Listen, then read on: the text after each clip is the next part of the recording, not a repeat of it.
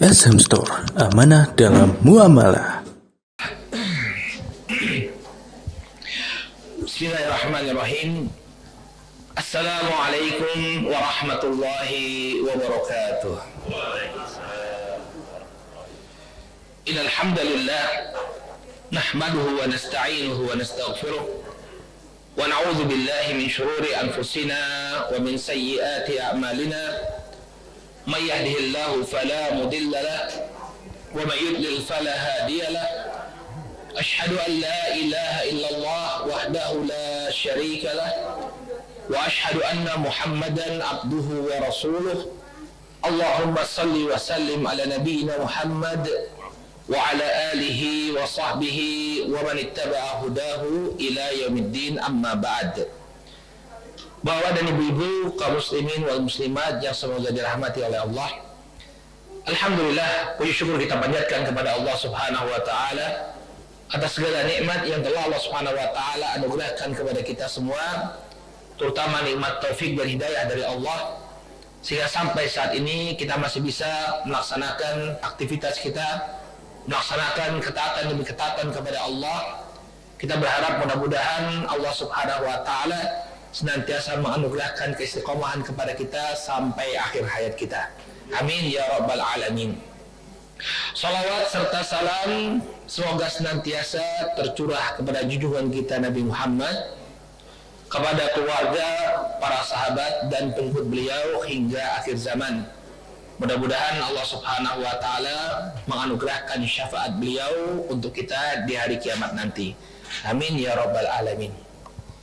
Bapak dan Ibu yang dirahmati oleh Allah, di antara karakteristik yang menonjol dari Nabi alaihi salatu wassalam, Nabi kita Muhammad sallallahu alaihi wasallam adalah sosok yang sangat penyayang kepada umatnya. Beliau alaihi salatu wassalam senantiasa mengarahkan umatnya untuk meraih kebahagiaan di dunia dan di akhirat. Dan ini adalah karakter yang sangat menonjol dari beliau alaihi salatu wassalam, sebagaimana yang difirmankan oleh Allah Subhanahu wa taala dalam surat At-Taubah, laqad ja'akum rasulun min anfusikum azizun 'alaihi ma 'anittum harisun 'alaikum bil mu'minina raufur rahim. Kata Allah Subhanahu wa taala, sungguh telah datang kepada kalian seorang rasul dari diri kalian sendiri. Amat berat terasa oleh beliau kesulitan yang kalian alami, dan beliau sangat menginginkan kebaikan untuk kalian, dan beliau sangat lembut dan penyayang kepada orang-orang yang beriman. Ini adalah karakter Nabi kita Muhammad sallallahu alaihi wasallam. Sehingga ketika Nabi kita sallallahu alaihi wasallam itu mengarahkan kita, memberikan wasiat, wejangan dan nasihat kepada kita, tentu apa yang beliau sampaikan itu adalah kebaikan untuk umatnya. Bahkan apa yang beliau perintahkan kepada kita untuk kita laksanakan ini akan mendekatkan diri kita kepada surga, dan apa yang beliau larang ini tentu adalah hal yang tidak baik bagi kita, bahkan bisa menjerumuskan kita ke dalam neraka. Kata Nabi alaihi salatu wasallam dalam hadis yang diriwayatkan oleh Al-Imam Al-Hakim, beliau alaihi salatu wasallam mengatakan, ma min amalin yuqarribu ila jannah illa qad amartukum bihi. Kata Nabi alaihi salatu wasallam, tidaklah ada suatu amalan yang mendekatkan diri kalian kepada surga melainkan aku telah perintahkan. Jadi apa yang diperintahkan oleh Nabi sallallahu alaihi wasallam kepada kita untuk kita laksanakan, untuk kita kerjakan, itu semua akan mendekatkan diri kita kepada surga, Bapak dan Ibu. Jangan ragu kita. Ya, kalau Nabi menyuruh kita melakukan sesuatu, lakukanlah. Kenapa? Tidak ada satupun yang diperintahkan oleh Nabi melainkan membuat kita semakin dekat dengan surganya Allah Subhanahu wa taala. Sebaliknya, Bapak dan Ibu yang dirahmati oleh Allah, beliau alaihi salatu wasallam mengatakan, ma min amalin yuqarribu ila nar illa qad nahaitukum anhu. Tidak ada satu amalan pun yang mendekatkan diri kalian kepada neraka kecuali aku telah melarang kalian untuk melakukannya. Karena beliau sayang kepada kita, beliau cinta kepada umatnya, beliau tidak ingin agar umatnya ini disiksa oleh Allah Subhanahu wa taala, maka beliau segala perkara yang akan mendekatkan umatnya kepada neraka, beliau telah larang. Jangan lakukan ini, jangan dekati ini. Menunjukkan cinta beliau kepada umatnya. Sehingga kita harus yakin betul ketika Nabi SAW memberikan kepada kita suatu arahan, memberikan nasihat kepada kita, memberikan wasiat kepada kita, pastilah yang beliau sampaikan itu adalah untuk kebaikan kita. Jangan pernah terbetik di hati kita suudzon kepada Nabi SAW, bahwa Nabi SAW ketika melarang kita untuk melakukan sesuatu, lagi-lagi nggak boleh, lagi-lagi nggak boleh. Ingat tadi, tidak ada suatu perkara apapun yang dilarang oleh Nabi SAW, melainkan itu akan mendekatkan diri kita kepada neraka Allah Subhanahu wa Ta'ala. Oleh karena itu, hendaknya kita sebagai umat beliau, orang-orang yang mengaku sebagai pengikutnya Rasulullah Sallallahu Alaihi Wasallam, hendaknya yakin bahwa segala yang diwasiatkan oleh beliau adalah untuk kebaikan kita. Maka insya Allah di kesempatan pagi menjelang siang ini kita akan, sebagaimana judul yang telah ditampilkan, ya, kita akan bahas satu wasiat Nabi Sallallahu Alaihi Wasallam yang diberikan kepada umat beliau melalui sahabat Abu Dzar Al-Ghifari radhiyallahu anhu. Namun sebelum kita masuk membahas apa yang beliau wasiatkan kepada umatnya melalui Abu Dzar Al-Ghifari radhiyallahu taala anhu, ya, mungkin perlu kita kenalkan terlebih dahulu siapa sosok Abu Dzar Al-Ghifari radhiyallahu taala anhu. Jadi Abu Dzar Al-Ghifari ini sosok sahabat yang unik Bapak dan Ibu. Beliau namanya sendiri Abu Dzar Al-Ghifari. Al-Ghifari ini nisbat kepada Bani Ghifar, salah satu suku dari suku-suku Arab. Ya, kalau orang Arab bilangnya qabilah. Jadi beliau berasal dari qabilah Ghifar. Jadi kalau orang Indonesia, apalagi orang Surabaya, kemudian anaknya dikasih nama Abu Dzar Al-Ghifari, nah ini tidak cocok. Ya, harusnya Abu Dzar Al-Surabaya, ya, atau Al-Surabawi, ya, nisbah kepada Surabaya. Atau kalau tinggalnya di Ampel, ya, Abu Dzar Al-Ampeli, ya. Kalau tinggalnya di Rungkut atau lahirnya di Rungkut, Abu Dzar Ar-Rungkuti, ya. Orang Indonesia namanya Abu Dzar Al-Ghifari, ya, ini kurang cocok. Sama ketika anaknya dikasih nama Salman Al-Farisi. Ada nggak yang anaknya dikasih nama Salman Al-Farisi? Ya. Al-Farisi itu nisbat kepada bangsa Persia. Hidungnya mancung-mancung, Pak. Ya. Kalau Salman Al-Farisi tapi hidungnya mancung ke dalam, nah itu kurang cocok. Karena Salman itu orang Persia. Nah, Abu Dzar Al-Ghifari ini Bapak dan Ibu yang dirahmati oleh Allah, berasal dari Bani Ghifar. Dan Bani Ghifar di masa Nabi SAW adalah qabilah atau suku bangsa Arab yang dikenal sebagai perampok. Jadi kalau orang-orang itu ingin melakukan perjalanan, mereka sangat menghindari melewati kawasannya Bani Ghifar. Kenapa? Karena nanti barang-barang dagangan mereka akan dirampok oleh Bani Ghifar. Nah, Abu Dzar Al-Ghifari ini berasal dari sana. Namun Allah Subhanahu wa Ta'ala itu sudah memberikan hidayah kepada Abu Dzar Al-Ghifari bahkan sebelum beliau masuk Islam, Bapak dan Ibu. Abu Dzar Al-Ghifari ini tidak suka melakukan perbuatan syirik sebagaimana masyarakat Arab jahiliyah. Jadi masyarakat Arab jahiliyah itu kebanyakan di antara mereka kalau punya hajat itu datang ke berhala-berhala, minta hajat mereka. Kalau ada suatu ada yang sakit atau ada yang kekurangan harta, datang dia ke berhala-berhala. Tapi Abu Dzar Ghifari tidak suka.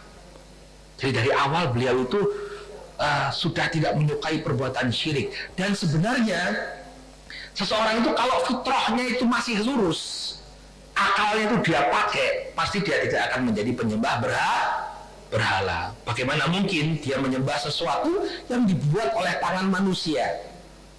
Manusia yang memahatnya, manusia yang membuatnya, gak mungkin kemudian ini bisa memberikan kebaikan atau menolak kemudaratan. Maka Abu Dzar Al-Ghifari termasuk orang-orang yang tidak melakukan kesyirikan ketika itu. Sampai kemudian melalui saudaranya yang bernama Quraisy, dia mendengar kabar bahwa di kota Makkah ada orang yang mengaku sebagai nabi. Dia tidak menyebutkan Allah Subhanahu wa taala, mengajak manusia untuk mentauhidkan Allah. Sampai kemudian Abu Dzar itu pengen tahu siapa orang ini. Maka kemudian Abu Dzar Al-Ghifari itu datang ke Makkah. Dalam keadaan beliau itu tidak punya bekal sama sekali. Bagaimana beliau bisa survive berhari-hari di Makkah? Beliau hanya mengkonsumsi air zam-zam. Jadi air zam-zam itu barokah, ya. Ketika orang itu tinggal di Makkah tanpa adanya makanan, cuma minum air zam-zam itu bisa survive Bapak dan Ibu. Itu termasuk Abu Dzar Al-Ghifari, orang yang survive hanya dengan mengkonsumsi air zam-zam. Nah, ketika itu Abu Dzar Al-Ghifari melihat ada, ya kan di Makkah itu ketika itu masih banyak sekali berhala-berhala. Ada sekitar 360-an berhala yang mengelilingi Ka'bah. Ada suatu berhala yang namanya itu Isaf dan Nailah. Jadi disebutkan dalam hadis Aisyah radhiyallahu taala anha bahwa Isaf dan Nailah ini adalah dua pasang pemuda-pemudi yang berzina di dalam Ka'bah. Kemudian, nah ini kan suatu hal yang sangat durhaka, maksiat yang besar. Ya bukan hanya berzina, tapi berzinanya di dalam Ka'bah. Maka Allah Subhanahu wa taala buat Isaf dan Nailah ini menjadi patung. Ya. Lalu orang-orang masyarakat Arab jahiliyah pun mengagungkan patung tersebut. Lihat bagaimana jahilnya mereka, bodohnya mereka. Ini pelaku kemaksiatan tapi kemudian malah menjadi pujaan mereka. Maka ketika Abu Dzar Al-Ghifari masuk ke kota Makkah, beliau melihat ada dua orang wanita yang sedang berdoa kepada Isaf dan Nailah. Maka beliau iseng-iseng aja mengatakan kepada wanita tersebut, kenapa ini kok tidak kalian kawinkan saja? Sehingga mereka harus berzina. Maka marahlah wanita tersebut, ya bagaimana kok berhalanya diejek-ejek. Maka dia mengatakan, kalau kaumku ada di sini, ya mereka akan menghajarmu. Ya. Tapi Abu Dzar Al-Ghifari orangnya pemberani. Maka kemudian dia pun bertemu dengan Nabi SAW dan menyatakan keislamannya. Maka Nabi SAW berpesan kepada Abu Dzar Al-Ghifari radhiyallahu taala anhu untuk menyembunyikan keislaman beliau. Ya, ketika itu Nabi SAW dan para sahabat itu sedang dalam keadaan ditekan oleh kaum musyrikin Quraisy. Ya, Nabi SAW dan para sahabat ketika itu sedang dalam tekanan sehingga mereka tidak berani menunjukkan keislaman mereka. Maka Nabi berpesan, jangan kau tunjukkan keislaman, orang-orang akan mencelakakanmu. Tapi namanya Abu Dzar Al-Ghifari, beliau dari Bani, ya kabilah yang dikenal sebagai penyamun. Maka beliau dengan gagah berani mengumumkan keislamannya di hadapan penduduk Makkah. Asyhadu an la ilaha illallah wa anna Muhammadar Rasulullah. Maka marahlah orang-orang Quraisy sampai kemudian Abu Dzar dipukuli sampai berdarah. Kemudian ada seorang yang mengenali beliau, wah ini fulan dari Bani Ghifar. Kalau kita lewat kampungnya nanti, ya rombongan atau kafilah dagang kita bisa dirampok. Maka mereka pun menghentikan pemukulan kepada Abu Dzar. Besoknya lagi diulang lagi oleh Abu Dzar. Beliau mengumumkan keislamannya di hadapan penduduk Mekah, dipukuli lagi sampai ada yang mengingatkan, ini dia dari Bani Ghifar, hati-hati. Ya, nanti rombongan dagang kita bisa dirampok oleh kabilahnya. Maka kemudian Abu Dzar Al-Ghifari diperintahkan oleh Nabi SAW untuk kembali kepada kaumnya, ajak mereka untuk masuk dalam Islam. Maka Abu Dzar Al-Ghifari menemui kaumnya, kemudian mengajak mereka untuk masuk dalam Islam, dan alhamdulillah banyak sekali di antara mereka yang menerima Islam. Adapun sisanya mereka menunggu. Kalau memang apa yang dibawa oleh orang yang mengaku nabi ini benar-benar dari Allah Subhanahu wa taala, pasti Allah akan memberikan kemenangan ya bagi dirinya atas kaumnya. Jadi kami akan menunggu sampai nanti dia dimenangkan oleh Allah, barulah kami akan masuk Islam. Makalah Nabi SAW mendoakan Bani Ghifar, ghafarallahu lahum. Bani Ghifar, semoga Allah Subhanahu wa taala mengampuni dosa-dosa mereka. Maka ketika Nabi Shallallahu Alaihi Wasallam ya pindah ke kota Madinah, bahkan setelah beliau diberi kemenangan oleh Allah Subhanahu Wa Taala berhasil menaklukkan kota Makkah, maka Bani Ghifari yang sebelumnya dikenal sebagai kelompok penyamun dan perampok semuanya masuk Islam sesuai dengan apa yang didoakan oleh Nabi Shallallahu Alaihi Wasallam. Mereka diampuni semuanya oleh Allah Subhanahu Wa Taala. Dan Abu Dzar Al-Ghifari ini ya, beliau memiliki ijtihad yang berbeda dengan para sahabat. Ketika beliau berada di negeri Syam, ini pasca wafatnya Nabi alaihi salatu wasalam, di masa kekhilafahan Utsman bin Affan radhiyallahu taala anhu, ya terjadi ya penaklukan demi penaklukan, banyak sekali harta yang dimiliki oleh kaum muslimin. Nah, Abu Dzar ini berpendapat bahwa seseorang itu tidak boleh menyimpan harta. Jadi kalau dapat harta ya harus diinfakkan di jalan Allah Subhanahu Wa Taala. Sehingga beliau mengkritisi sebagian orang yang ketika itu sebagian para sahabat yang menyimpan harta. Ya, maka terjadi ketidakcocokan antara Abu Dzar Al-Ghifari dengan sebagian para sahabat. Lalu perkara ini diadukan kepada Utsman bin Affan radhiyallahu anhu. Akhirnya Abu Dzar Al-Ghifari memutuskan untuk menyendiri di satu tempat yang bernama Robadah, sekitar 22 km dari kota Madinah. Dan kemudian Abu Dzar Al-Ghifari pun meninggal dengan kesendiriannya di kota Robadah. Dan tentunya yang menjadi ijtihadnya Abu Dzar Al-Ghifari ini tentu tidak benar, ya, karena larangan menyimpan harta itu adalah seseorang menyimpan harta ya berupa emas dan perak atau uang, namun kemudian tidak dia keluarkan zakatnya. Bukan artinya ketika kita terima uang harus dihabiskan sehari itu saja, diinfakkan jalan Allah, tidak. Selama dia simpan hartanya dan dia keluarkan haknya berupa zakat, maka yang demikian tidak mengapa. Ini sekelumit tentang Abu Dzar Al-Ghifari radhiyallahu taala anhu. Nah, sekarang kita akan coba simak wasiat Abu Dzar yang diberikan oleh Rasul Shallallahu Alaihi Wasallam. Dalam hadis yang diriwayatkan oleh Al-Imam Ahmad dengan sanad yang sahih, beliau mengatakan, "Awsani Khalili sallallahu alaihi wasallam bisab'in." Kekasihku, yakni Rasulullah sallallahu alaihi wasallam, memberikan wasiat kepadaku dengan 7 wasiat. Jadi ada 7 wasiat yang diberikan oleh Nabi sallallahu alaihi wasallam kepada umatnya melalui Abu Dzar Al-Ghifari. Yang pertama, bihubbil masakin wa an adwa minhu. Yang pertama, beliau berwasiat kepadaku untuk mencintai orang-orang miskin dan untuk mendekat kepada mereka. Ini wasiat yang pertama.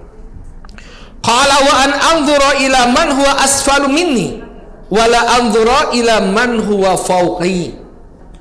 Kemudian beliau alaihi salatu wassalam berwasiat kepadaku untuk melihat orang yang di bawahku, dan janganlah aku melihat kepada orang yang di atasku. Ini yang kedua, Bapak dan Ibu, ya, melihat ke bawah, jangan melihat ke atas. Qala wa an asila rahimi wa in jafani. Kemudian yang ketiga, beliau memerintahkan aku untuk menyambung hubungan kekerabatan walaupun mereka bersikap kasar kepadaku. Ya. Kemudian yang keempat, wa an uktsira min la haula wala quwwata illa billah. Yang keempat, beliau berwasiat agar aku memperbanyak ucapan la haula wala quwwata illa billah. Tidak ada daya dan upaya kecuali hanya dari Allah. Kemudian yang kelima, ya, kata beliau alaihi salatu wassalam, ya, wa an atakallama bimuril haqq. Yang kelima, kata Abu Dzar, aku diberi wasiat untuk mengatakan yang benar itu benar walaupun pahit. Ya, aku diperintahkan untuk mengatakan bocor. Iya, kemasukan dari Zoom. Ada yang open mic?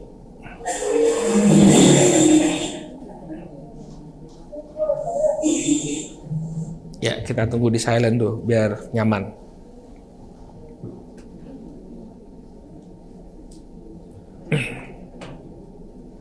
Sudah? Baik. Kemudian kata Abu Dzar yang keenam, wala ta'khudni fillahi laumatul laim. Ya. Yang keenam, beliau berwasiat kepadaku untuk tidak khawatir terhadap celaan manusia ketika berdakwah di jalan Allah. Kemudian yang terakhir, yang ketujuh, wa an la as'alan nasa syai'an, agar aku tidak meminta-minta kepada manusia. Inilah Bapak dan Ibu yang dirahmati oleh Allah, 7 wasiat yang diberikan oleh Rasul sallallahu alaihi wasallam kepada sahabat Abu Dzar Al-Ghifari radhiyallahu taala anhu. Jadi yang pertama, beliau mewasiatkan untuk mencintai orang-orang miskin dan mendekat kepada mereka. Kemudian yang kedua, Nabi sallallahu alaihi wasallam berwasiat agar dia Abu Dzar melihat ke bawah dan tidak melihat ke atas.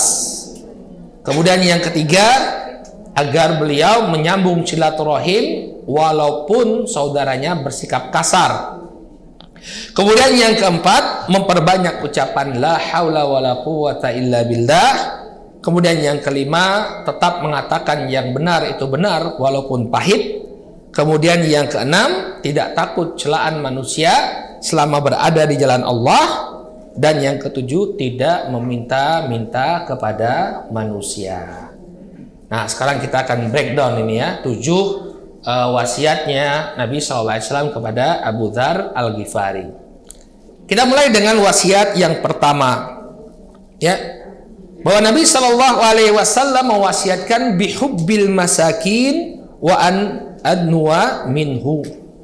Nabi berwasiat kepadaku untuk mendekat kepada orang-orang miskin, ya, untuk mencintai orang-orang miskin dan mendekat kepada mereka. Ini nasihat atau wejangan yang sangat indah dari Nabi Shallallahu Alaihi Wasallam. Kadang kita karena status kita lupa kita dengan saudara-saudara kita yang diberi ujian oleh Allah Subhanahu Wa Taala dengan kemiskinan. Padahal Nabi Alaihi Wasallam itu sudah memberikan contoh kepada kita untuk memperhatikan, ya, kebutuhan orang-orang yang kesulitan, orang-orang yang miskin, orang-orang yang fakir. Ini hendaknya orang-orang yang mampu, saudara-saudaranya di antara kaum muslimin yang mampu untuk memberikan pertolongan, hendaknya memberikan pertolongan kepada mereka. Jadi jangan kita biarkan begitu saja saudara-saudara kita dalam kemiskinannya, dalam keadaan tidak ada orang yang membantunya, dalam keadaan tidak ada orang yang berupaya untuk mengentaskan kemiskinannya. Jangan. Tapi dia berupaya membantu saudaranya, meringankan beban-beban mereka.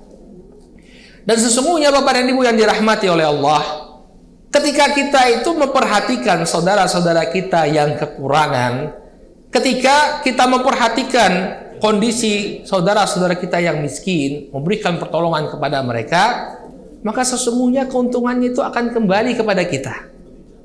Kenapa? Karena barang siapa yang memudahkan urusan saudaranya, menghilangkan kesulitan yang sedang dialami oleh saudaranya, maka Allah akan balas dengan hal yang semisal. Kesulitannya akan diringankan oleh Allah Subhanahu wa Ta'ala. Jadi kalau kita nolong orang yang miskin, orang yang membutuhkan bantuan, ya, itu pada hakikatnya kebaikannya kembali kepada kita, Bapak dan Ibu. Nabi SAW dalam hadis yang diriwayatkan oleh Al-Imam Muslim dari sahabat Abu Hurairah radhiyallahu taala anhu, beliau bersabda, "Man nafasa an mu'min qurbatan min qurabid dunya, nafasallahu anhu qurbatan min qurabi yaumil qiyamah." Barang siapa yang menghilangkan kesulitan saudaranya sesama mukmin berupa kesulitan dunia, maka Allah Subhanahu wa Ta'ala akan hilangkan darinya kesulitan di akhirat nanti. Ya. Jadi kalau ada saudara kita itu yang mengalami kesulitan, kita coba hilangkan apa kesulitannya, apa problemanya, kita bantu. Maka orang-orang yang suka membantu saudaranya ini ya akan dimudahkan urusannya oleh Allah Subhanahu wa taala, akan dihilangkan oleh Allah Subhanahu wa taala kesulitannya nanti di hari akhir. Kemudian kata Nabi alaihi salatu wasalam, "Man yassara ala mu'sirin yassarallahu fid dunya wal akhirah." Barang siapa yang memudahkan ya, memberi kemudahan kepada orang yang kesulitan, terutama dalam permasalahan hutang, orang yang terbelit hutang, maka Allah Subhanahu wa taala akan mudahkan urusannya di dunia dan di akhirat. Jadi kalau kita nolong orang itu kebaikannya kembali kepada kita. Kalau kita sering mengalami banyak permasalahan, ya, banyak kesulitan, dipersulit urusannya, mungkin kita harus banyak introspeksi diri. Jangan-jangan kita suka mempersulit orang lain. Kenapa? Karena sebagian orang itu memang punya prinsip. Kalau bisa dipersulit, kenapa dipermudah? Padahal harusnya kebalikannya. Kalau bisa dipermudah, kenapa dipersulit? Maka barang siapa yang memberi kemudahan kepada saudaranya, Bapak dan Ibu, ya, maka urusannya di dunia dan di akhirat akan dimudahkan oleh Allah Subhanahu wa taala. Makanya al-jaza'u min jinsil amal. Balasan itu sesuai dengan amalan. Kalau dia suka mempersulit orang lain, maka urusannya juga akan dipersulit. Kalau dia suka mempermudah urusan orang lain, maka dia akan dipermudah urusannya oleh Allah. Makanya saya terkesan sekali Bapak dan Ibu. Pernah suatu kali saya naik mobil ya online itu Gojek online ya, tapi yang mobil ya Gokar. Itu setiap kali lewat ya, setiap kali di jalan itu sopirnya senantiasa mendahulukan. Kalau ada yang mau belok, dia ngerem dulu, mempersilahkan. Kemudian ada lagi, dia persilahkan. Saya tanya, "Mas, kenapa kok panjenengan setiap kali ada yang mau lewat kok mempersilahkan?" Oh, ternyata beliau mengamalkan hadis ini. Saya mendapatkan, Pak, kalau saya itu memudahkan urusan orang lain, urusan saya itu dipermudah. Memang seperti itu sunnatullah. Orang yang suka mempermudah urusan orang lain, maka dia akan dipermudah urusannya. Ya. Kemudian Nabi SAW mengatakan, "Wallahu fi aunil abdi, maka al abdu fi auni akhi." Allah Subhanahu wa taala itu akan menolong hamba-hambanya ya selama dia menolong saudaranya. Jadi kalau kita suka menolong saudara kita ya yang miskin, saudara kita yang kurang mampu, maka niscaya Allah akan memberikan pertolongan kepada kita. Ya, dan jangan kira kita tidak butuh pertolongan Allah. Ya, mungkin saat ini kehidupan kita tenang-tenang saja. Tapi bisa jadi suatu ketika Allah Subhanahu wa taala berikan ujian kepada kita sangat butuh pertolongan Allah. Maka barang siapa yang mampu untuk memberikan pertolongan kepada saudaranya ya yang miskin, hendaknya dia berikan bantuan. Ya. Dan saya itu sering mengatakan kepada para pengurus masjid itu, Bapak dan Ibu, ini mungkin juga bisa diterapkan ya di lingkungan Bapak dan Ibu. Kita itu kan kalau melihat orang miskin kan kita beri sedekah kepada mereka. Tapi pernah nggak kita itu terpikirkan bagaimana memutus rantai kemiskinan dari mereka? Karena dari keluarga yang miskin ini juga akan melahirkan generasi yang miskin kalau tidak kita beri bantuan. Misalnya mereka cuma karena kemiskinannya hanya bisa sekolah dengan tingkat pendidikan yang rendah. Akhirnya nanti dia mendapatkan pekerjaan yang sesuai dengan level pendidikannya. Jadi rantai kemiskinannya itu tidak terputus. Maka bagus sekali bagi kita yang Allah berikan kesempatan untuk mengenyam pendidikan dengan pendapatan yang di atas rata-rata, kita berupaya untuk memutus rantai kemiskinan. Dengan apa? Dengan pendidikan. Jadi dana yang terkumpul di masjid itu jangan dipakai untuk bangun terus sehingga yang dibangun pun sudah bingung mau bangun apa. Menara sudah dibangun, bingung dananya masih banyak, akhirnya tambah lagi, ya tinggikan menaranya. Kemudian hiasan yang tidak perlu ditambah-tambahi, Itu kan sayang sekali uangnya. Coba kita bicarakan dengan jamaah. Bagaimana agar uang ini bisa mengentaskan kemiskinan dari kaum muslimin. Dengan pendidikan, memberikan beasiswa. Nanti kalau orang yang sudah kita sekolahkan ini berhasil dia dengan karirnya, kita dorong dia untuk menolong adik-adiknya yang di bawah. Ya, dia berikan lagi beasiswa. Jadi rantai kemiskinan itu terputus. Inilah Bapak dan Ibu yang dirahmati Allah. Ya, pesan dari Nabi SAW agar kita tidak melupakan saudara-saudara kita yang miskin. Bahkan hendaknya kita bergaul dan berupaya untuk mengentaskan kemiskinan mereka. Ya. Dan jangan salah, ya, orang-orang yang memberikan pertolongan kepada orang-orang miskin seakan-akan dia itu berjihad di jalan Allah Subhanahu wa taala. Jadi yang namanya pahala jihad itu bukan hanya diraih oleh orang-orang yang berperang, tidak. Tapi orang-orang yang menolong saudara-saudaranya yang miskin, ini juga dia akan mendapatkan pahala jihad fisabilillah. Dalam hadis yang diriwayatkan oleh Al-Imam Al-Bukhari dan Muslim dari sahabat Abu Hurairah radhiyallahu taala anhu, Nabi sallallahu alaihi wasallam bersabda, "As-sa'i 'alal armalah wal miskin kal mujahid fi sabilillah wa kal qaimi la yaftur wa kas saimi la yuftir." Kata Rasul sallallahu alaihi wasallam, orang-orang yang suka menolong para janda dan orang-orang miskin, maka seakan-akan dia berjihad di jalan Allah. Artinya dia mendapatkan pahala jihad fi sabilillah. Wa kasaim wa kal qaim la yaftur, dan bagai orang yang sholat sepanjang malam tanpa merasa lelah. Jadi dia mendapatkan pahala orang yang qiyamul lail. Wa kasaim la yuftir, dan seperti orang yang berpuasa tanpa berbuka. Setiap hari dia puasa. Oleh karena itu, Bapak dan Ibu yang dirahmati oleh Allah, hendaknya kita berupaya, apalagi Allah Subhanahu wa taala menganugerahkan kelebihan harta bagi kita. Mampu kita untuk membantu saudara-saudara kita yang kekurangan. Maka bantulah mereka, niscaya kebaikannya akan kembali kepada kita dunia akhirat. Kemudian yang kedua, Bapak dan Ibu yang dirahmati oleh Allah, wa an anzura ila man huwa asfala minna wa la anzura ila man huwa fawqi. Kata Nabi alaihi salatu wasallam, beliau berwasiat kepada Abu Dzar agar aku senantiasa melihat ke bawah dan jangan melihat ke atas. Nah, ini wasiat beliau yang kedua. Ya. Dalam menjalani kehidupan, Allah Subhanahu wa taala telah menjadikan manusia itu berbeda-beda keadaan taraf hidupnya.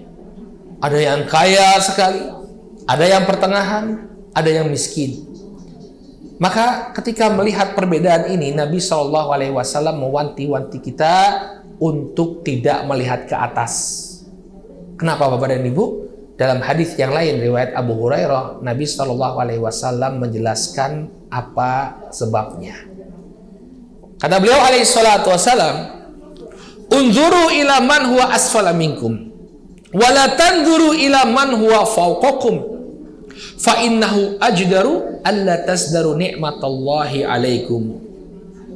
Karena Nabi SAW, lihatlah orang yang di bawah kalian, jangan kalian melihat orang yang di atas kalian.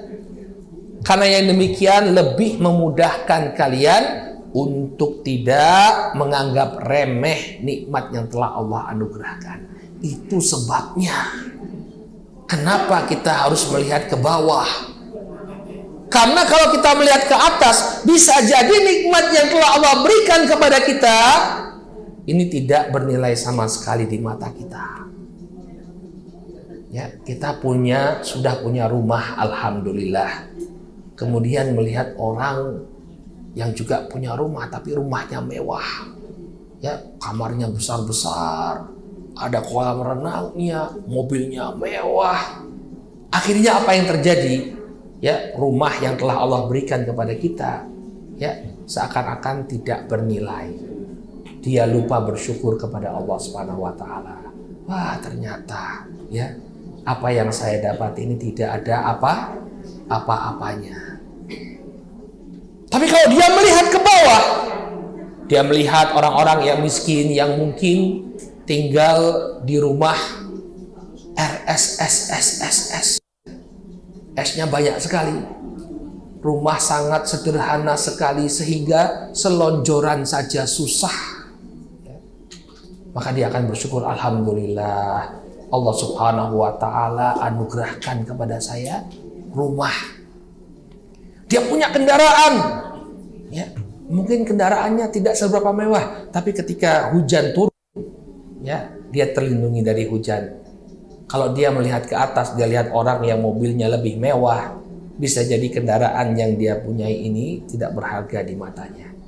Tapi kalau dia melihat ketika di tengah hujan, dia di dalam mobilnya, ada orang di sebelahnya di lampu merah kehujanan, hanya berbekal mantel atau sama sekali tidak ada sesuatu yang melindunginya dari hujan, maka dia akan bersyukur.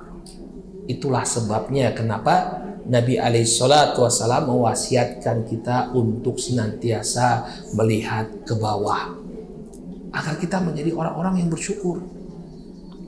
Ya. Allah Subhanahu wa taala telah anugerahkan kepada kita kesehatan, maka lihatlah orang-orang yang sakit. Makanya di antara hak seorang muslim yang harus ditunaikan oleh muslim lainnya itu adalah idza maridha fa'udhu. Kalau saudaramu itu sakit, maka kunjungilah. Apa hikmah dari mengunjungi orang yang sakit, Bapak dan Ibu yang dirahmati oleh Allah? Hikmahnya adalah agar kita diantaranya, selain menghibur saudara kita yang sakit, agar kita menghargai nikmat kesehatan yang Allah berikan. Nah, kalau kita melihat ke bawah, kita menghargai nikmat yang Allah berikan, lalu kita menjadi hamba yang bersyukur, maka ini menjadi kunci ditambahnya nikmat tersebut oleh Allah Subhanahu wa taala. Dalam surat Ibrahim, Allah Subhanahu wa taala berfirman, "La in syakartum la azidannakum wa la in kafartum inna adzabi lasyadid." Apabila kalian bersyukur atas nikmatku, maka aku akan tambah nikmat tersebut. Tapi kalau kalian kufur, tidak mengakui nikmat yang telah diberikan oleh Allah, maka sesungguhnya azab Allah itu sangatlah pedih. Bisa jadi apa yang didapatkan itu menjadi sumber bencana, bukan sumber keberkahan. Kenapa? Karena kurangnya kita dalam bersyukur. Oleh karena itu, Bapak dan Ibu yang dirahmati oleh Allah, hendaknya kita banyak-banyak melihat ke bawah, jangan melihat ke atas. Dan kita sekarang hidup di masa fitnah, di mana ujian dan cobaan bagi kita ya itu semakin berat, semakin hari semakin berat. Sekarang ada sebagian orang yang punya hobi melihat para selebritis pamer kekayaan. Ya, di channel-channel YouTube-nya, bedah rumah, lihat rumahnya ya, dibangun seperti ini. Ya, akhirnya dia tergoda, merasa bahwa apa yang dia miliki ini bukan apa-apa. Padahal dia berada pada kenikmatan yang luar biasa. Ya. Oleh karena itu hendaknya dalam permasalahan dunia kita melihat ke bawah. Nah, bagaimana dengan permasalahan akhirat? Nah, ini juga kita perlu ketahui. Kalau dalam permasalahan akhirat, Bapak dan Ibu yang dirahmati oleh Allah, maka hendaknya kita melihat orang yang lebih daripada kita. Melihat orang yang lebih taat, melihat orang yang lebih saleh, melihat orang yang lebih ya konsisten dalam berpegang teguh kepada agama Allah. Makanya kita diperintahkan oleh Allah Subhanahu wa taala dalam permasalahan akhirat, fastabiqul khairat. Berlomba-lombalah kalian untuk meraih akhirat. Oleh karena itu kita lihat para sahabat dalam permasalahan akhirat, ya, mereka berlomba-lomba untuk mendapatkan ya atau untuk memberikan yang terbaik. Kalau masalah dunia sama sekali mereka tidak ya berpaling untuk memiliki ya atau bersaing dalam permasalahan dunia, tapi dalam permasalahan akhirat. Dikisahkan ketika Nabi SAW memerintahkan para sahabat untuk berinfak dalam perang Tabuk. Jadi Nabi SAW ketika itu mendengar bahwa ya orang-orang Romawi sedang bersiap-siap untuk menyerang kaum muslimin dalam jumlah yang demikian besar. Maka Nabi SAW ingin mempersiapkan pasukan yang besar menghadapi orang Romawi. Nabi memerintahkan para sahabat untuk menginfakkan hartanya. Maka mereka pun berlomba-lomba untuk menginfakkan harta mereka. Sampai kemudian Umar bin Khattab radhiyallahu anhu mengatakan kepada dirinya, pada hari ini aku akan mengungguli Abu Bakar dalam permasalahan infak. Menunjukkan mereka memang berlomba-lomba dalam kebaikan. Maka kemudian dia datang kepada Nabi SAW mengatakan, wahai Rasulullah, sesungguhnya aku infakkan separuh hartaku fisabilillah.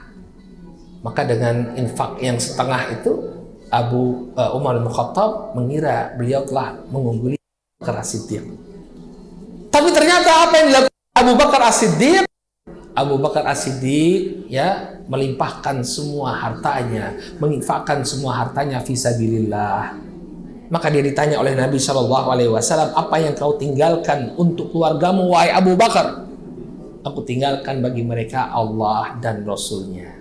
Artinya beliau ya bertawakal kepada Allah Subhanahu wa taala ya dengan menyerahkan urusan keluarganya kepada Allah Subhanahu wa taala. Maka kata Umar, selama-lamanya saya tidak akan bisa mengungguli Abu Bakar As-Siddiq. Nah, inilah yang terjadi di kalangan para sahabat Nabi alaihi salatu wasallam. Mereka berlomba-lomba dalam permasalahan akhirat, tidak berlomba-lomba dalam permasalahan dunia. Kemudian yang ketiga, Bapak dan Ibu yang dirahmati oleh Allah, wa an asila ya rahimi wa in jafani, agar aku senantiasa menyambung hubungan kekerabatanku walaupun mereka bersikap kasar kepadaku. Nah, ini satu hal yang perlu kita luruskan. Kita sering mendengar ucapan silaturahim atau bahasa Indonesianya silaturahmi. Ya. Kalau di Indonesia silaturahmi ini maknanya umum sekali. Ya, ada silaturahmi pensiunan ini atau silaturahmi alumni sekolah ini, ya. Maka sebenarnya silaturahim dalam Islam, dalam syariat Islam itu hanya terbatas pada hubungan yang memiliki hubungan kekerabatan. Jadi kalau ada dalil-dalil yang memerintahkan kita untuk menyambung silaturahim, itu maknanya agar kita menjalin hubungan baik dengan orang-orang yang memiliki hubungan kekerabatan dengan kita. Jadi jangan dibawa dalil-dalil tentang silaturahim itu untuk kunjung mengunjungi antara teman. Itu bukan silaturahim dalam syariat. Walaupun mungkin dalam bahasa Indonesia, iya maknanya adalah menyambung hubungan baik. Tapi kalau di dalam syariat kita yang namanya menyambung silaturahim adalah menyambung hubungan baik dengan karib kerabat. Ya. Di sini Nabi SAW berwasiat kepada Abu Dzar Al-Ghifari, dan ini juga merupakan wasiat kepada kita agar kita menyambung hubungan kekerabatan kita. Orang-orang yang memiliki hubungan kekerabatan kita itu hendaknya kita perlakukan dengan baik. Kita tanyakan kabarnya. Ketika mereka membutuhkan sesuatu dari kita yang bisa kita bantu, kita bantu. Itu yang namanya menyambung hubungan silaturahim. Jadi bukan hanya kunjung mengunjungi saja. Ini keliru. Yang namanya silaturahim lebih luas daripada itu.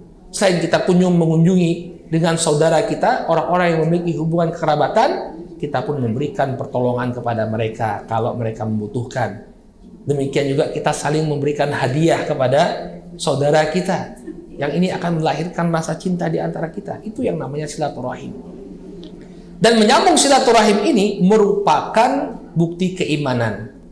Nabi SAW dalam hadisnya Abu Hurairah radhiyallahu anhu dalam Sahih Al-Bukhari, beliau mengatakan, man kana yu'minu billahi wal yaumil akhir falyasir rahimah.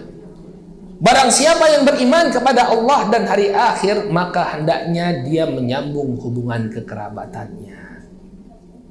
Kalau kita mengaku beriman kepada Allah, maka coba cari karib kerabat kita, ya.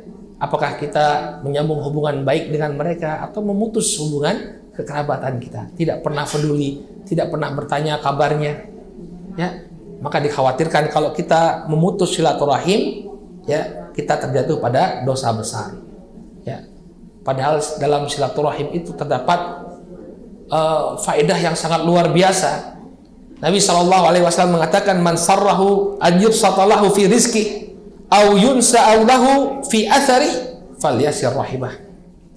Nabi sallallahu alaihi wasallam mengatakan, barang siapa yang ingin an yusatalahu fi rizki, yang ingin diperluas rezekinya, ingin dilapangkan rezekinya, dan demikian juga dipanjangkan usianya, maka hendaknya dia menyambung hubungan kekerabatannya.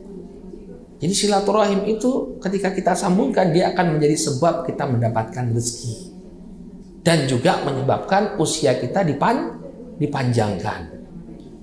Ya, ada orang yang bertanya, ya Ustadz, bukankah usia kita itu sudah ditetapkan oleh Allah? Maka bagaimana mungkin kemudian usia kita itu bisa diperpanjang karena silaturahim? Maka para ulama memiliki dua penjelasan. Apa makna usia itu dipanjangkan dengan silaturahim? Yang pertama, memang usianya itu dipanjangkan. Allah Subhanahu wa Ta'ala memerintahkan malaikat yang telah menulis takdir seseorang bahwa dia akan wafat di usia demikian dan demikian. Allah perintahkan untuk menghapusnya dan memanjangkan usianya. Jadi benar-benar dia dipanjangkan usianya. Atau yang kedua, kata para ulama, apa makna seseorang itu dipanjangkan usianya karena silaturahim? Artinya usianya itu akan dipenuhi dengan keberkahan. Walaupun mungkin usianya tidak berubah, tapi setelah dia melakukan silaturahim, sisa usianya ini akan dia isi dengan berbagai macam amalan soleh. Dan ada memang, ya walaupun usia kita itu sedikit, tapi pahalanya banyak. Seperti malam Lailatul Qadar. Ya, malam Lailatul Qadar itu apa kata Allah Subhanahu wa Ta'ala dalam Al-Qur'an? Lailatul Qadri khairun min alfi syahr. Apa artinya Bapak dan Ibu? Malam Lailatul Qadar itu lebih baik daripada malam 1000 bulan. 1000 bulan itu berapa tahun? 83 tahun. Satu malam senilai 83 tahun. Ketika orang melakukan amalan soleh dalam malam itu, seakan-akan dia beramal 83 tahun. Maka orang yang menyambung silaturahim di sisa usianya itu, dia akan dipermudah oleh Allah untuk melakukan banyak amalan kebaikan. Seakan-akan dia memiliki usia yang panjang sekali dalam melakukan amalan-amalan soleh. Ya. Dan di sini Nabi Shallallahu Alaihi Wasallam mengatakan, ya, agar wa an asila rahimi wa in jafani, agar aku tetap menyambung hubungan kekerabatan dengan saudaraku walaupun mereka bersikap kasar. Nah, ini yang berat bagi kita. Yang namanya menyambung silaturahim itu bukan hanya ketika hubungan kita itu baik, ketika saudara kita itu berbuat baik kepada kita, tidak. Tapi yang namanya silaturahim itu, walaupun mereka bersikap buruk kepada kita tetap berusaha membalasnya dengan kebaikan. Itulah yang namanya menyambung silaturahim.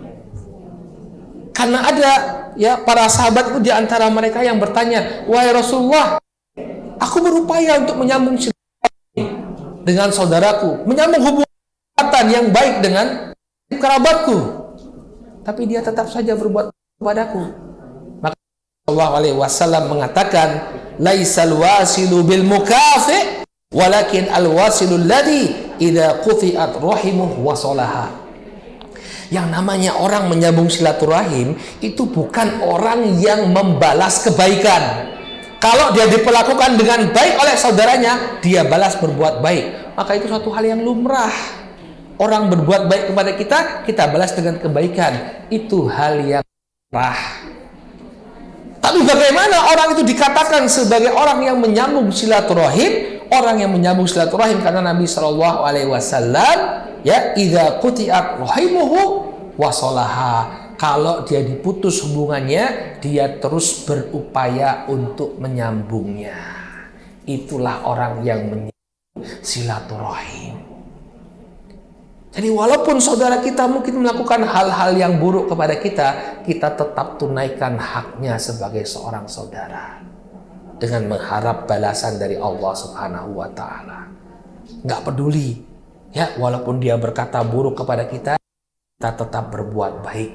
Walaupun dia menyakiti kita, ketika dia membutuhkan pertolongan dari saudaranya, kita berikan pertolongan. Inilah orang yang menyambung silaturahim, yang akan diluaskan rezekinya dan dipanjangkan usianya dalam kebaikan oleh Allah Subhanahu wa ta'ala. Qala, kemudian wasiat yang keempat, wa an uktsira min la haula wala quwwata illa billah. Beliau alaihi salatu wasallam berwasiat kepadaku untuk memperbanyak ucapan la haula wala quwwata illa billah. Tidak ada daya dan upaya kecuali dengan pertolongan Allah Subhanahu wa ta'ala. Para ulama menjelaskan kenapa kita diperintahkan untuk memperbanyak ucapan la haula wala quwata illa billah, karena makna ucapan ini yang demikian mendalam.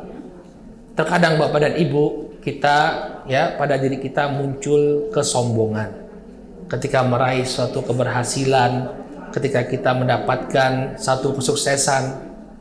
Kita lupa bahwa kesuksesan itu tidaklah akan kita raih tanpa pertolongan Allah Subhanahu wa ta'ala. Maka ucapkanlah la haula wala quwata illa billah. Tidak ada daya dan upaya melainkan dengan pertolongan Allah Subhanahu wa ta'ala. Kita bukan siapa-siapa tanpa pertolongan Allah Subhanahu wa ta'ala. Agar kita itu menjadi orang-orang yang tawadhu, menjadi orang-orang yang rendah hati. Jangan sampai kemudian menjadi orang-orang yang sombong, merendahkan orang lain karena merasa telah sukses. Tidaklah keberhasilan yang kita dapatkan melainkan karena pertolongan Allah Subhanahu wa ta'ala. Kemudian Bapak dan Ibu yang dirahmati, yang kelima, Nabi alaihi salatu wasallam mengatakan atau berwasiat kepada bimur,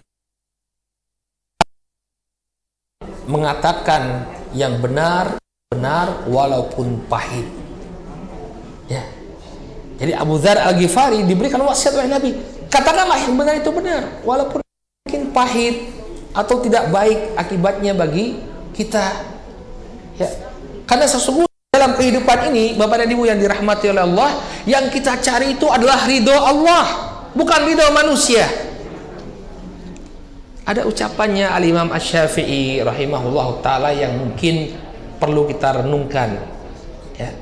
Beliau mengatakan, ridhon nas ghayatun la tudrak. Ridho manusia itu adalah tujuan yang tidak akan tercapai. Kita tidak akan bisa untuk membuat semua manusia ridho. Kalau kita berupaya untuk membuat si A ridho, mungkin musuhnya si A, yakni si B, nggak ridho sama kita. Kalau kita mencoba untuk membuat si B ridho, mungkin si A nggak ridho sama kita. Maka janganlah kita mencari ridho manusia. Capek. Pengharapan kita kepada manusia ini akan melahirkan penyesalan atau melahirkan kesedihan. Tapi carilah ridho Allah Subhanahu wa ta'ala dalam menjalani kehidupan ini. Bapak dan Ibu yang dirahmati oleh Allah, ingat, rezeki yang kita dapatkan itu dari Allah. Lantas kenapa kita mencari ridho manusia, bukan mencari ridho Allah Subhanahu wa ta'ala? Sehingga apa yang benar itu katakanlah benar, apa yang salah kita katakan salah. Carilah ridho manusia, carilah ridho Allah Subhanahu wa ta'ala, jangan mencari ridho manusia. Kemudian Bapak dan Ibu yang dirahmati oleh Allah, karena waktunya terbatas, Nabi SAW berwasiat, wala ta'khudni fillahi laumatul laim, dan janganlah engkau peduli dengan celaan manusia selama engkau berada di atas jalan Allah Subhanahu wa ta'ala. Jadi kalau kita itu berada di atas kebenaran, orang mau bicara apapun itu jangan kita pedulikan. Karena betapa banyak orang yang dia menyimpang dari kebenaran karena mengikuti manusia. Wa in tuti aktsara man fil ard la yudilluka an sabilih. Apabila kamu mengikuti ucapan kebanyakan manusia di muka bumi ini, maka niscaya mereka akan menyesatkan engkau dari jalan Allah Subhanahu wa ta'ala. Sehingga kalau suatu hal itu sudah kita ketahui sebagai satu kebenaran, maka ikutilah, jangan peduli dengan ucapan manusia. Betapa banyak orang-orang yang menyimpang dari kebenaran karena mendengarkan ucapan manusia. Ya, sebagai contoh, ya, kisahnya Abu Thalib. Abu Thalib ini, Bapak dan Ibu yang dirahmati oleh Allah, adalah orang yang paling banyak jasanya kepada Rasul Shallallahu Alaihi Wasallam. Beliau senantiasa berupaya untuk menolong dakwahnya Nabi Alaihi Wasallam. Beliau senantiasa berupaya untuk melindungi keponakannya dalam menyampaikan dakwah. Maka kemudian disebutkan ketika Abu Thalib ini akan meninggal dunia, Nabi Shallallahu Alaihi Wasallam mencoba untuk mengajak pamannya ini mengucapkan la ilaha illallah. Qul ya ammi la ilaha illallah kalimatan uhajju laka biha indallah. Katakanlah wahai pamanku, la ilaha illallah, suatu kalimat yang aku akan pakai untuk membelamu di hadapan Allah. Lihat betapa perhatiannya Nabi. Beliau ingin selamatkan pamannya ini, jangan sampai menjadi penghuni neraka, dengan mengucapkan satu kalimat la ilaha illallah saja. Namun ketika itu, ya, di sampingnya Abu Thalib ada Abu Jahal Ibn Hisham dan Abdullah bin Abi Umayyah, dua orang pentolan kaum musyrikin Quraisy. Kemudian dia mengatakan kepada, ya, Abu Thalib, atarghabu an millati Abdul Muttalib? Wahai Abu Thalib, apakah engkau tidak suka kepada agama bapakmu? Apakah engkau rela meninggalkan tradisi yang sudah ditinggalkan oleh nenek moyang kita? Maka kemudian Abu Thalib pun tidak mau mengucapkan la ilaha illallah, takut dicela oleh kaumnya. Oh, Abu Thalib meninggalkan apa yang telah diwariskan secara turun-temurun. Akhirnya dia pun meninggal dalam keadaan kufur kepada Allah Subhanahu wa taala. Padahal tinggal mengucapkan apa? La ilaha illallah. Makanya kita tetaplah berpegang teguh dengan kebenaran, jangan kemudian menoleh ke kanan dan ke kiri mendengar bagaimana tanggapan manusia. Kemudian yang terakhir Bapak dan Ibu, wasiat yang ketujuh dari Nabi alaihi salatu wasallam kepada Abu Dzar Al-Ghifari radhiyallahu taala anhu, wa an la as'alan nas syai'an, yaitu beliau berwasiat agar aku tidak meminta-minta kepada manusia. Nah, ini, ya, adalah satu hal yang tercela dalam Islam. Orang meminta-minta, ya, itu tidak boleh. Dia harus berusaha, ya, kecuali memang dia sangat membutuhkan. Tidak bisa dia untuk hidup, tidak bisa survive kecuali dengan pertolongan orang lain. Tapi kalau dia meminta-minta, apalagi meminta melebihi apa yang dia butuhkan, maka inilah suatu hal yang tercela. Kata Nabi Shallallahu Alaihi Wasallam dalam hadis yang diriwayatkan dalam Sahih Muslim dari Abdullah bin Umar radhiyallahu taala anhuma, Nabi Shallallahu Alaihi Wasallam mengatakan, mazalar rajulu yas'alun nas hatta ya'tiya yaumal qiyamah laisa fi wajhihi muz'atul lahmin. Senantiasa seseorang itu meminta-minta kepada manusia, minta ini, minta itu, minta ini, minta itu, sampai kemudian pada hari kiamat nanti dia akan didatangkan dalam keadaan wajahnya tidak memiliki daging, gak punya wajah, naudzubillah. Ini kata para ulama menunjukkan bahwa perbuatan tersebut bukan perbuatan dosa biasa, tapi dosa besar. Ketika dia selalu menjadikan meminta-minta itu menjadi kebiasaannya, Allah Subhanahu wa taala akan permalukan dia di akhirat nanti dalam keadaan wajahnya tidak memiliki daging. Inilah Bapak dan Ibu yang dirahmati oleh Allah, ya, beberapa wasiat dari Nabi alaihi salatu wassalam, ya, yang hendaknya kita perhatikan. Memang wasiat ini diberikan kepada Abu Dzar Al-Ghifari, namun pada hakikatnya ini semua umat beliau. Maka barang siapa yang mengikuti apa yang diwasiatkan oleh Nabi SAW, maka dia akan mendapatkan keberuntungan di dunia dan di akhirat. Barang siapa yang tidak mengindahkannya, maka dia akan mendapatkan, ya, keburukan dan kecelakaan di dunia dan akhirat. Mari sebelum kita tutup, ya, kajian kita ulangi sekali lagi 7 wasiat yang diwasiatkan oleh Nabi SAW kepada Abu Dzar. Yang pertama adalah mencintai orang-orang miskin dan berupaya dekat dengan mereka. kemudian melihat orang. Yang kedua, melihat orang yang ada di bawah kita dan jangan melihat orang yang ada di atas kita. Kemudian yang ketiga, berupaya menyambung hubungan kekerabatan walaupun diperlakukan dengan buruk oleh karib kerabat kita. Kemudian yang keempat, mengucapkan, memperbanyak ucapan la haula wala quwata illa billah. Kemudian yang kelima, mengatakan kebenaran ya walaupun itu pahit. Dan yang keenam, tidak takut kepada celaan orang yang mencela selama kita berada di jalan Allah. Dan yang terakhir, berupaya untuk tidak meminta-minta kepada manusia. Demikianlah Bapak dan Ibu, mudah-mudahan bermanfaat. Ya, billahi taufiq wal hidayah. Wassalamualaikum warahmatullahi wabarakatuh.